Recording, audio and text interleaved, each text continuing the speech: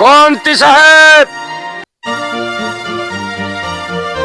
আদেশ করুন মহারাজ। এত বড় স্পর্ধা আমাকে বলে নাকি মহারাজ?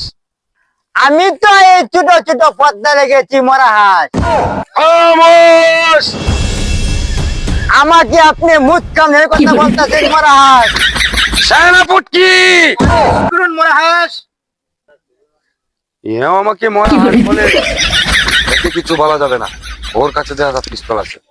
সেনাপতি, কোনটি সাহেবকে রাজপ্রাসাদ থেকে লাঠি দিয়ে বের করে দাও। দাঁড়ান, এই দিনের বেলা আমি বাতি দিয়ে আমি কি করব মহারাজ? ওরা তিনজনে যে কথাবার্তা বলতেছে মনে হয় একটা যুদ্ধ শুরু হয়েছে। দেখি একটু পয়সা কেন দিতে পারি কিনা। মহারাজ, আমি একটা কথা বলতে চাই, ভয়ে বলবো না নির্ভয়ে বলবো?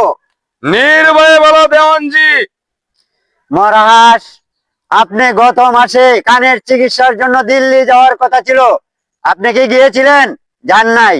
আর সেনাপতি সাহেব, আপনার কি মনে নাই গত বছর আম্মাজান জঙ্গলে গিয়ে সিংহর সাথে যুদ্ধ করতে গিয়ে সিংহ আপনার কানের নিচে থাপ্পড় মেরে রক্ত বের করে দিয়েছিল? তখন থেকে আপনার কানে উল্টা পাল্টা শুনেন। আর কুন্তী সাহেব, আপনার কথা কি বলবো? আপনি রাতের বেলা চকিনার মার গড়ে ওঠার সময় চকিনার মা আপনাকে কি আঘাতটাই না করেছিল, আর সে আঘাত পেয়েই কান থেকে রক্ত বের হয়েছিল। সে পর থেকে আপনি কানে কম শুনেন। ও তাই? মহারাজ, এখন আমি তাহলে আসতে পারি? ঠিক আছে, যাও। সর্বনাশ হয়ে গেছে মহারাজ, সর্বনাশ হয়ে গেছে। ঠিক সর্বনাশ হয়েছে কোনটি সাহেব।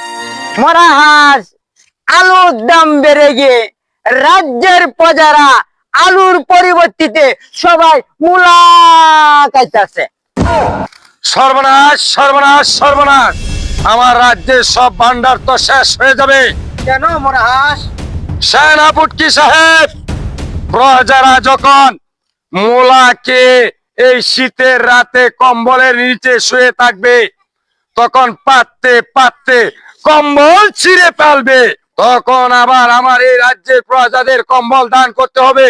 এইভাবে তো আমার রাজ্যের ভান্ডার শেষ হয়ে যাবে সেনাপতি সাহেব।